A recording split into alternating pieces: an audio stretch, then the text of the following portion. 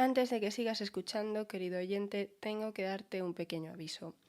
Verás, por motivos de salud, no sé si se me nota un poco en la voz, pero por motivos de salud, esta semana he tenido que detener un poco el ritmo de grabaciones que me estabais pidiendo y que yo iba queriendo hacer, y en su lugar os traigo una historia que, si bien no es a lo que os tengo acostumbrados de normal, aunque ya os he subido contenido de este estilo en otra ocasión, yo espero que os pueda resultar agradable. Es un programa que grabé hace tiempo con vistas a que algún día ocurriría esto de que yo pues no podría grabar realmente mucho tiempo, y con vistas a que algún día, como es este caso, podría llegar el momento en el que en España haya un puente muy fuerte como es el que viene estos días, y que yo perciba que a lo mejor preferís un contenido más ligero que podáis escuchar para dormir, para salir de viaje o para poder estar con varias cosas al mismo tiempo, que un contenido con el que necesitéis mucho tiempo, incluso que necesitéis tomar apuntes, si acaso, no sé cómo lo hace cada uno, pues lo digo por el tema de las fechas y demás. Lo único, debo avisaros, es que como el programa lo grabé hace tiempo y por tanto tiene el audio previo a que yo tuviese el micrófono que tengo ahora, entonces la calidad del audio podréis notar que es un poquito más ambiente. Yo os pido disculpas de antemano por ese detalle y os pido que por favor pues que podáis comprenderme y sobre todo que me disculpéis. Os prometo que el programa del lunes ya será con total normalidad como siempre. Pero por hoy pues espero que podáis disfrutar de una historia más ligera y que os ayude a descansar un poquito también a vosotros. Muchas gracias y disfrutad del programa.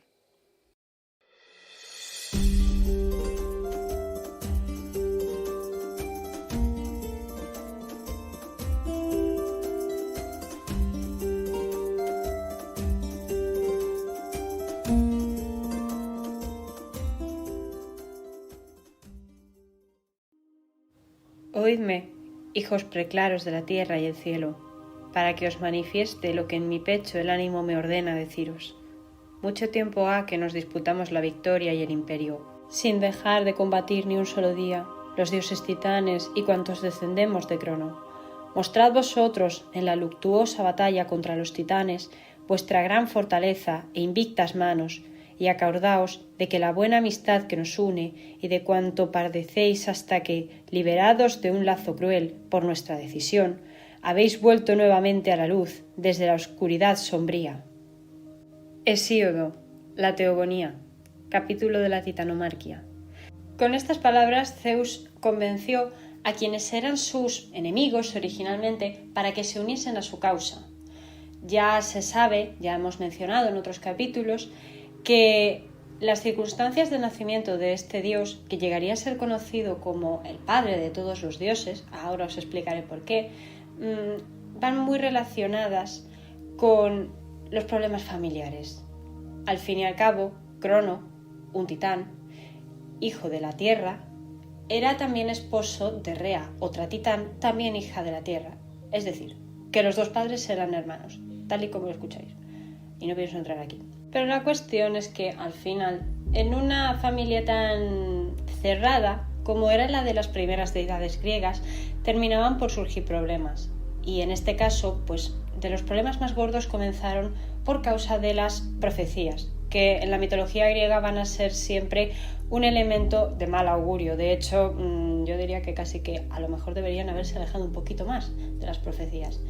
En el caso de Zeus, cuando nació el pequeño, bueno, poco antes de nacer realmente, Urano, dios del cielo y padre de Crono, por tanto, abuelo de Zeus, predijo en su momento que uno de los nietos, o sea, uno de los hijos de Crono, terminarían con su padre. Terminarían, es decir, con el gobierno de Crono.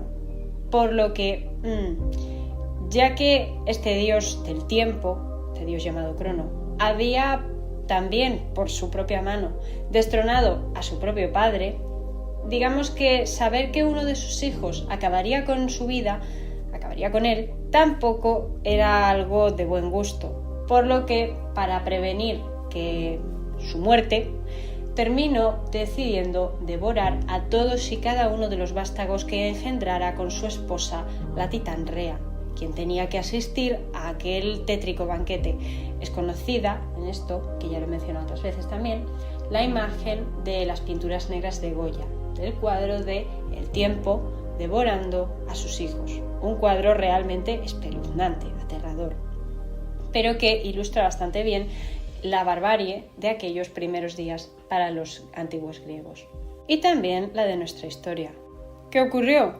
Pues al final, esta madre, esta pobre Rea, harta de ver cómo asesinaban uno a uno a sus hijos y les quitaban su derecho a la vida y su derecho a la inmortalidad que como deidades tenían, terminó ocultando al más pequeño, ocultándolo en la isla de Creta, donde nació, en una cueva donde lo amamantaría la cabra Amaltea, que en otras fuentes también es considerada una ninfa o una suerte de ninfa que iba pasando de cabra a figura humana. Ya sabemos cómo funcionan estas cosas de la mitología, que al final cada autor tiene un poco su visión de la historia. Pero al final la base siempre es la misma. Mientras que Zeus era oculto en Creta con Amaltea y ésta lo cuidaba, Rea tomó unas piedras, las envolvió en pañales y las hizo pasar por el bebé. ¿Para qué? Para entregarlas a Crono, para entregarlas al Señor del Tiempo y ver, pues, paradita, cómo éste las devoraba y las engullía, al igual que había hecho con todos los hijos anteriores. Una salvajada, ¿no? Pues no es extraño pensar que cuando Zeus creciera, que al final terminó creciendo, terminase por reunir a todas las deidades que habían sido despreciadas por los titanes, por el gobierno de Crono, que por una parte eran los cíclopes, pero por otra parte eran los gigantes, y convencerles con estas épicas palabras de que se unieran a su causa, de que luchasen por él. Y al hacerlo, al pelear y exigir el puesto que le correspondía, no ya exactamente como señor legítimo de los dioses, sino más bien como simple hijo del dios Crono, como simple hijo del tiempo, consiguió liberar a sus hermanos, a los que ya creía asesinados, como lo hizo, pues haciendo vomitar a su padre, y también consiguió desterrar a todos los que se pusieron en su contra, de la forma más cruel, encerrándolos en el Tártaro. Hay quien dice que bajo las profundidades del mar, y hay quien dice que en los confines de Occidente, más abajo incluso que el mismísimo inframundo. El Tártaro, una cárcel terrible para todos, más aún teniendo en cuenta que habían sido los amos del mundo, aquellos titanes que fueron encerrados allí.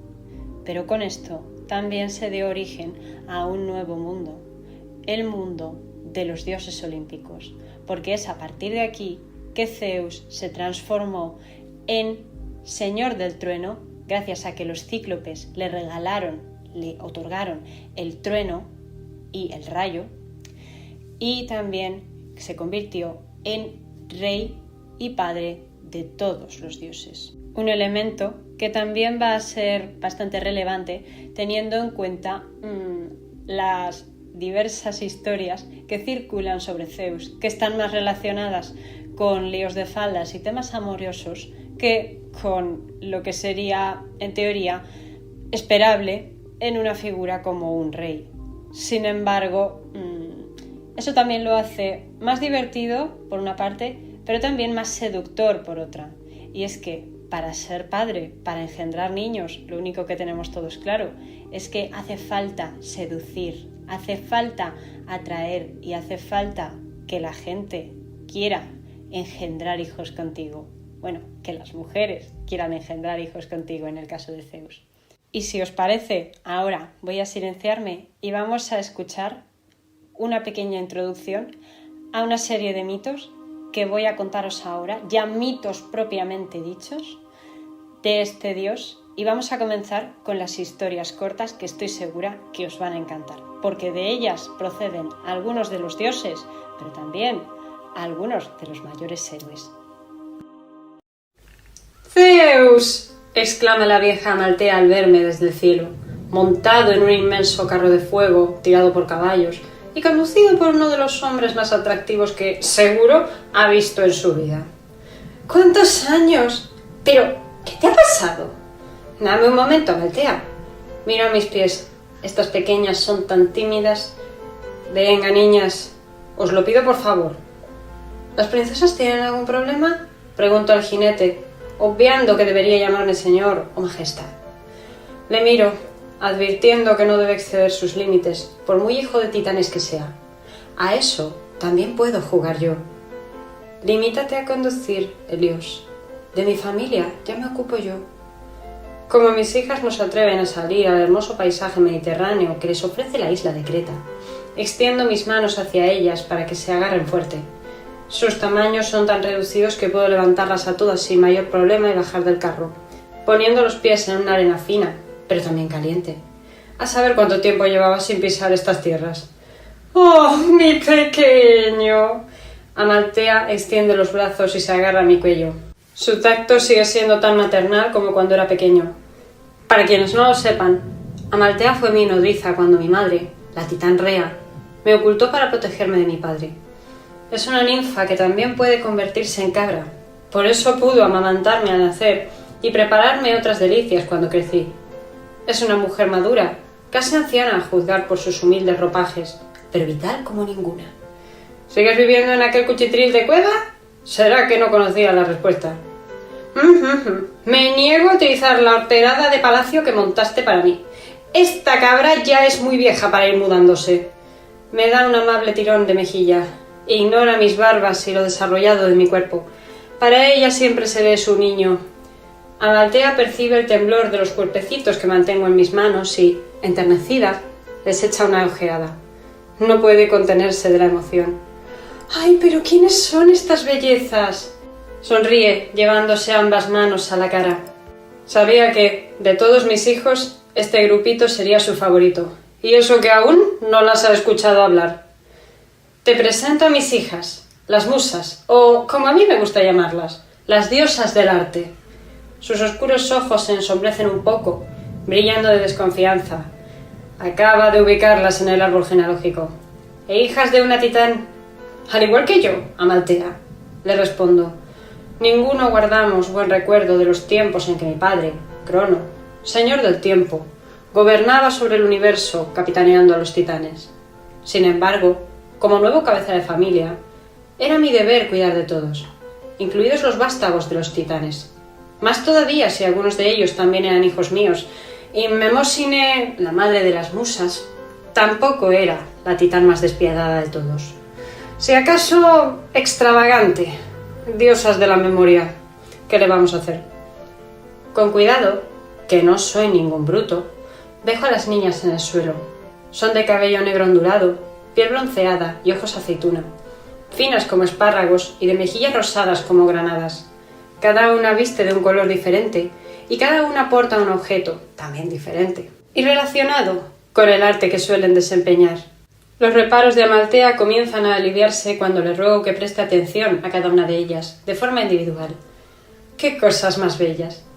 ¿Cómo se llaman? Se agacha para quedarse a su altura. Esperaba que lo preguntase. Miro a las musas y ellas asienten, comprendiendo lo que quiero que hagan. Aún están aprendiendo a manejar sus dones. Por eso quiero que, en vez de hablar yo, sean ellas mismas quienes pongan a mi vieja amiga al día de mis aventuras y, de paso, que le den motivos para reírse de mí. Cualquier cosa con tal de que pase su vejez en el mejor ambiente posible. Organizadas, las niñas se ponen en fila y, una a una, van dando un paso adelante, mostrando su objeto y diciendo sus nombres. Calíope, la de bella voz. Clío, la que da fama. Erato, la deliciosa. Euterpe, la encantadora. Melpómene, la que canta. Polinia, la de variado himno. Talía, la festiva. Terpsícore, la amante de la danza. Urania, la celestial. Y todas estamos aquí para narrar historias. Me encantan, me encantan. Veo que las tienes bien educadas, Zeus. Aplaude a Amaltea, encantada por la visita, la puesta en escena y todo lo que se le presenta. Paso un brazo por encima de sus hombros y nos quedamos así, mirando a las niñas y el mar celeste que nos rodea, mientras el carro de Helios se aleja, volando hacia la inmensidad, arrastrando el sol con él. Cuando te haces viejo y ves que algunos hijos son una tortura, tener a pequeñas como estas es un gran consuelo. Eso debería decirte yo, Zeus, se ríe Amaltea.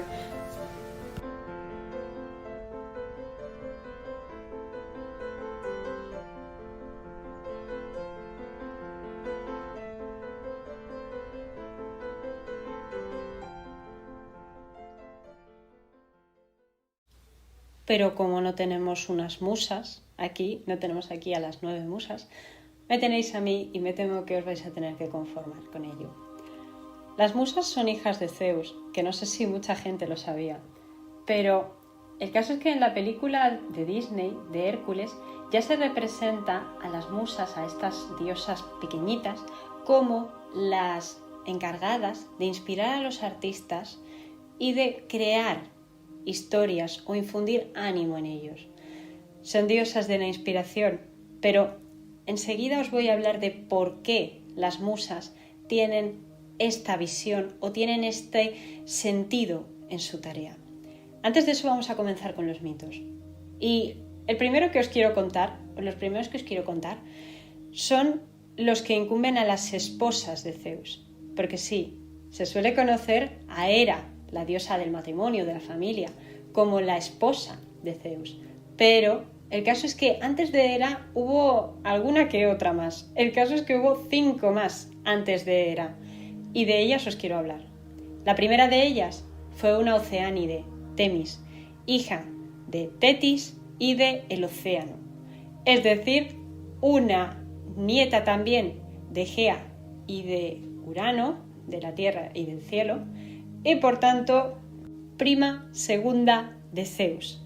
Realmente la historia de ellos dos es muy romántica porque te habla de a lo mejor ese clásico primer amor que termina, digamos, acercando a dos almas y termina convirtiéndolas en amantes apasionados que se dejan llevar y sencillamente son felices el uno con el otro.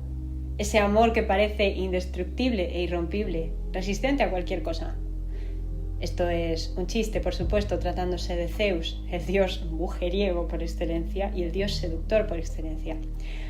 Ya he hablado antes del mal poder que tienen las profecías en la antigua Grecia, la maldad que inspiraban en los seres. En este caso, cuando Metis se quedó embarazada, Zeus recibió la visita de un oráculo que le dijo que el niño que engendrase con aquella oceánide, con su esposa, terminaría matándolo a él. Es decir, de nuevo se repetía en la historia que Urano tuvo con Crono y que Crono tuvo con Zeus. Zeus, por supuesto, era un hombre diferente, era un dios compasivo, ¿o no? Él no pensaba hacer daño a sus hijos, jamás haría eso. Por ello decidió tomar en brazos a su dulce esposa embarazada y devorarla, comérsela, engullirla, la palabra que queráis utilizar, pero la realidad es la misma. Y olvidarse del problema.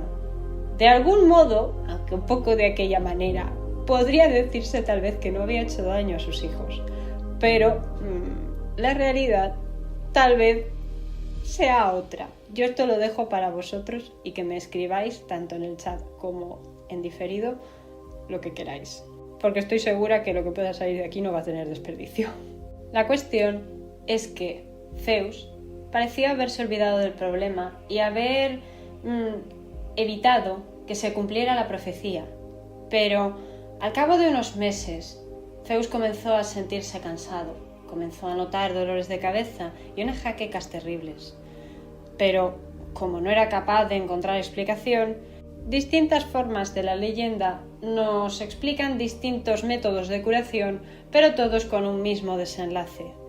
Y es que resultó que al sentir esos dolores, Zeus lo que estaba era poniéndose a dar a luz. Zeus había roto aguas y estaba se disponía a ejercer un parto, a dar a luz a una criatura. ¿Y quién iba a pensar que de la cabeza de un dios podía emerger un dios nuevo? En aquel momento nadie lo esperaba, pero el caso es que tuvieron una comadrona bastante original. Hefesto, dios del fuego y de la herrería, hijo de Hera, que sería la esposa definitiva de Zeus, tomó un hacha, según algunas versiones, y reventó la cabeza del dios, haciendo que de ella brotase, ya crecidita, una diosa muy inteligente, muy bella y bastante guerrera, que está muy simbolizada por un búho y, pues, de algún modo fue la cara visible de la preciosísima ciudad de Atenas. Nos referimos, por supuestísimo, a la diosa Atenea, una diosa inteligente que nace del cerebro de un padre tal vez no tan inteligente, pero con el que se cuenta llegó a tener una relación excelente, digna de un padre y de una hija de la realeza. Y es que Atenea no solo no destronó a Zeus, ni lo intentó, sino que además se convirtió en una de sus mayores y más adoradas aliadas. A diferencia de su hijastro Hefesto, que unas versiones dicen que era hijo suyo y otras versiones dicen que solo era hijo de Hera. Y bueno, digamos que la acción de estampar un hacha contra la cabeza del padre o del padrastro no está bien. Pero bueno, este episodio no hizo que Zeus se rindiera en su empeño de encontrar una esposa a la altura, por lo que siguió buscando y se fijó en una tía suya, la también Titánide, esta vez Titánide, no Oceánide, diosa Temis, que todos conocemos, aunque no lo creáis, por la alegoría a la justicia, una imagen muy típica del mundo de los jueces y de los abogados. Es una dama que tiene los ojos vendados y que sostiene una balanza entre las manos, haciendo la representación de que la justicia es ciega e igual para todos. Pues con esta diosa, Zeus terminó también teniendo un idilio y convirtiéndola en candidata a ser su esposa definitiva. La descendencia que tuvieron juntos fue bastante más sencilla, en este caso no hubo profecías malignas de por medio, y bastante más indolora, aunque algo confusa. Hay quienes cuentan que tuvieron a las Horas, que al final terminarían formando parte de la vida civilizada y social de los humanos. Si nos paramos a pensar en esto, tiene cierto sentido pensar que la diosa de la ley, la diosa del orden, la diosa del equilibrio, diese a luz a las Horas, ya que las Horas, al fin y al cabo, organizan nuestra vida, nos dan una estabilidad, una rutina, un equilibrio y distinguen los momentos del día, que son cuando hay que actuar, de los de la noche, que es cuando hay que descansar, retirarse de las calles y apartarse de los problemas. Más todavía, en un tiempo tan remoto como la antigua Grecia, donde no había farolas ni ningún tipo de linterna, más allá de lámparas de aceite y, entiendo, antorchas. No obstante, esta relación, que era bastante tranquila, que tenía un cierto punto de interés político, porque parece ser que Temis se convirtió en una consejera de Zeus después de la titanomarquia, es una de las titánides del antiguo grupo de dioses gobernantes que consiguió escapar al castigo, o sea, una titánide bastante hábil. Este matrimonio no satisfizo al dios, por lo que, según se cuenta, sencillamente Temis desapareció del lecho de Zeus y él corrió a buscar nuevos amores y los encontró muy pronto en una Oceánide, otra hermana de Metis, que esto es bastante turbio, llamada Eurínome, una diosa muy poco conocida y que apenas aparece representada en ningún sitio, pero con la que se cuenta tuvo a las 3 gracias, o Carites, que también se llaman así. No, Carites, perdón. Aglaya, la bella, Eufrósine, la alegre, y Talía, la festiva. Unas diosas muy relacionadas con el inframundo y con los misterios, pero también con la belleza, con la vida. Digamos que son ese tipo de diosas que están a mitad de camino. ¿Por qué? Porque al final, para que haya vida, tiene que haber muerte y viceversa. Una no es nada sin la otra, y los dioses, que tan inmortales son, siempre terminan escapando de ello. Y debe de ser que el señor de todos los dioses se sintió aburrido pronto de aquella aventura, de aquel, tal vez, parche, podríamos decir, para buscar otra nueva esposa, ya que pronto se enfocó en buscar a una nueva y la encontró en otra titánide, otra tía suya, llamada Mnemosine, una diosa muy reconocida por ser la diosa de la memoria, la diosa de los recuerdos en cierto sentido. Y es que con esta mujer sí que tal vez tuvo más descendencia. Os he hablado antes de las musas, pues aquí tenéis la explicación. Tuvo Zeus con esta mujer a 9 niñas, a 9 musas, diosas de las artes y proclamadoras de héroes, como se dice en la versión española de la película de Disney Hércules. Pero estas 9 niñas se dedican a inspirar el arte, a inspirar la creatividad y a inspirar cosas tan bellas y que dejan tanta huella en la historia humana. Al final, muchísima gente recuerda a grandes artistas, grandes pintores, grandes músicos, grandes escritores, grandes actores, grandes oradores. Son gente que se queda en la memoria colectiva, dejan su nombre escrito y terminan pasando a formar parte de la historia del mundo. No es casualidad, no es baladí, que al final la memoria engendre al arte, engendre a la historia, engendre a elementos tan hermosos de los que todos siempre nos vamos a acordar. ¿Quién no tiene en la cabeza alguna canción que le guste en especial? Pues así funciona esto, ¿no? Sin embargo, esta diosa tampoco se convirtió en el agrado del dios, de forma que Zeus terminó marchándose a buscar a una diosa que le interesara más. Y pensó que, bueno, ya que había estado con oceánides, con titánides, es decir, con primas y con tías, tal vez era el momento de dar un paso más allá y de ir a por sus propias hermanas. Y así es como algunas de las versiones cuentan que se apareó con Deméter, diosa de la agricultura, y hermana suya, que había sido devorada por Crono y que fue rescatada por él. Esto es confuso y por eso no la cuento tal cual como una de las esposas de Zeus, pero sí es reseñable mencionar que hay teorías de distintos autores que describen, desde la antigüedad, a Perséfone como hija de Deméter y de Zeus, es decir, que la diosa de la primavera, esa que todos conocemos por novelas juveniles, por películas, por canciones y por los cuadros de una dama con una granada entre sus manos, habría sido fruto de una relación entre el padre de todos los dioses y su hermana.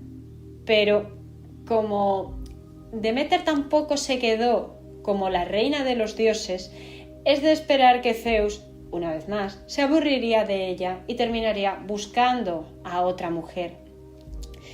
Al respecto de esto, sobra añadir que también hubo alguna que otra amante que también se menciona que podría haber llegado a ser una suerte de esposa o, si bien no una esposa, sí una mujer de bastante importancia, dado que fue madre de 2 de los dioses olímpicos más conocidos y más queridos por el público general. Leto, una diosa, una deidad bastante más modesta, que hay quien dice que es una ninfa, no una deidad, terminó siendo madre de Apolo y de Artemisa, que ya los conocemos como un poco dios de la música, de la sensibilidad, hay quien dice que del sol, aunque yo eso no acabo de verlo, y diosa de la caza y de la luna también. Aunque a mí me gusta más la descripción de un poquito patrona de los bosques, podría ser. Pero en cualquier caso, Leto no terminó convirtiéndose en una diosa muy reconocida o muy valorada, por lo que tampoco se la consideró como un ser bastante importante dentro de la jerarquía del Olimpo.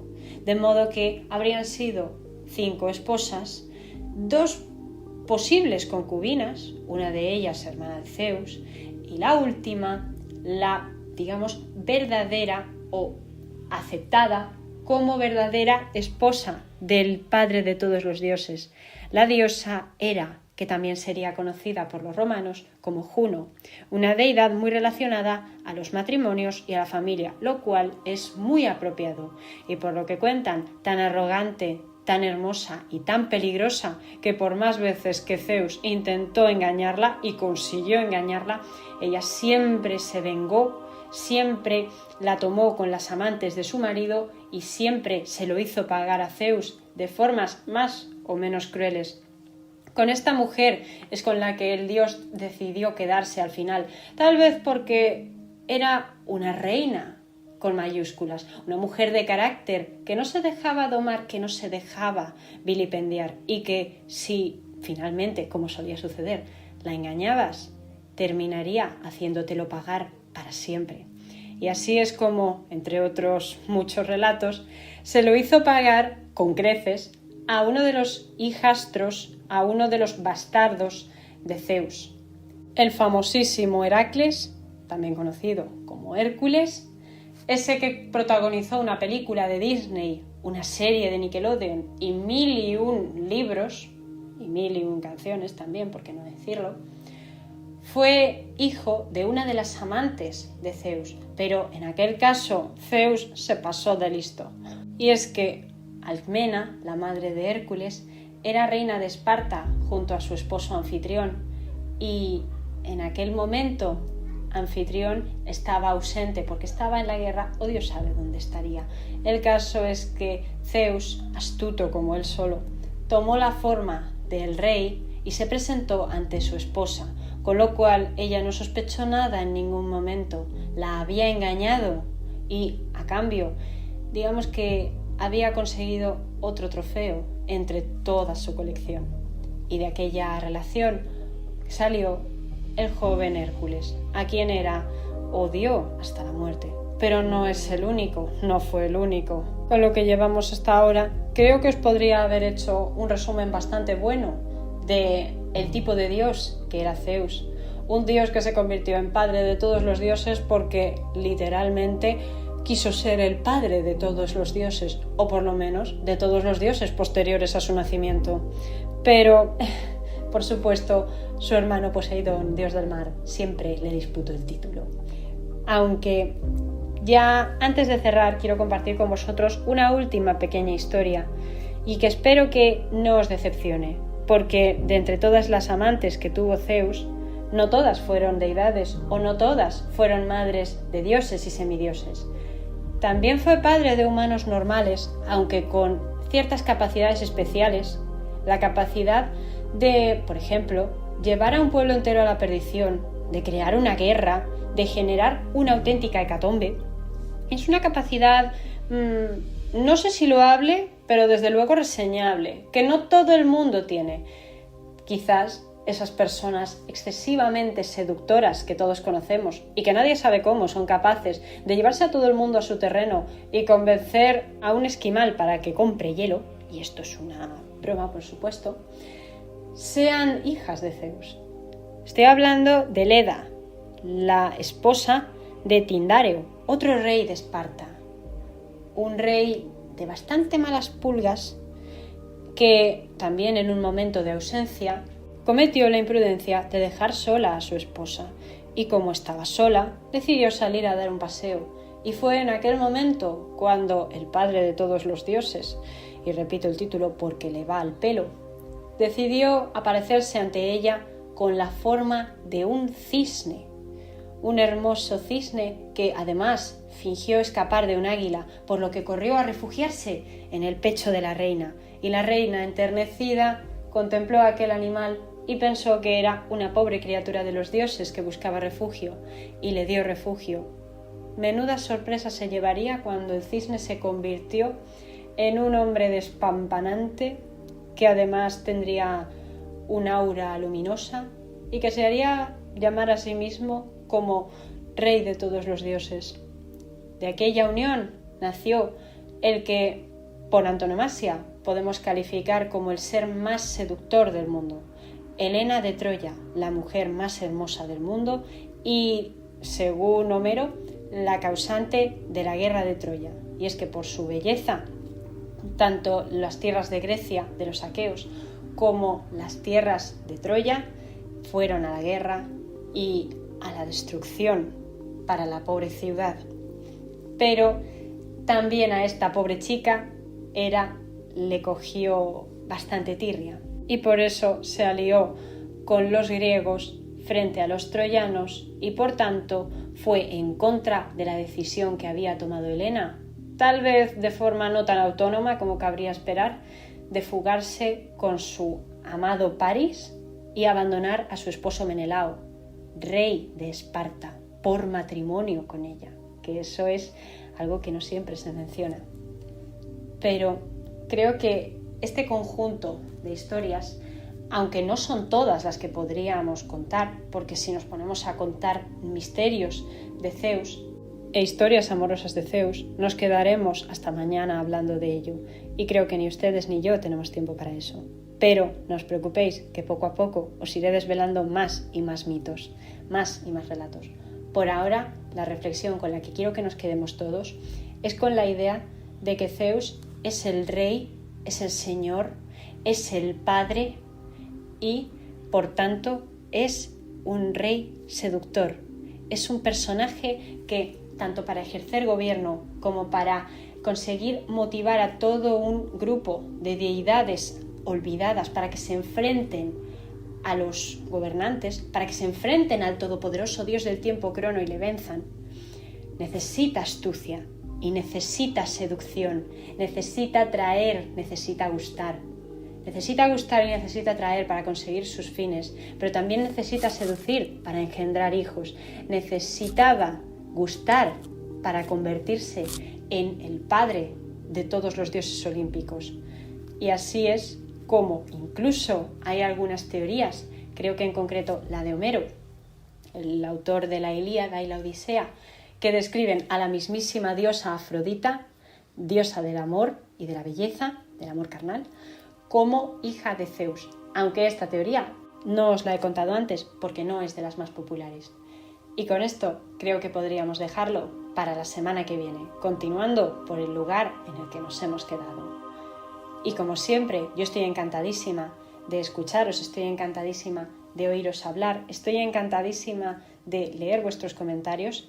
No siempre puedo responderlos a todos en directo porque a veces es un poco complicado llevar el hilo de las historias y atender a los comentarios, pero yo os lo prometo, siempre me los guardo y siempre intento responderlos a la semana siguiente, que es lo que haré esta próxima semana. De modo que muchísimas gracias y nos vemos la semana que viene. Como de costumbre, me tenéis en Instagram como @elmundodelaquito o en YouTube como Relatos de la Historia o como Marta Canigo. Me podéis encontrar por cualquiera de los 3 nombres. Y yo estaré encantada de, si me escribís o decidís dejarme comentarios, atenderos y tal vez formar un debate interesante o tal vez traer alguna historia que no había pensado. Y con esto también os digo que no olvidéis que este programa, aparte de hablar de leyendas y de mitología, que es con la serie con la que estamos, también quiere hablar de historia. De modo que, para lo que queráis traer, yo estaré encantada y soy vuestra mujer. Buenas noches y hasta mañana.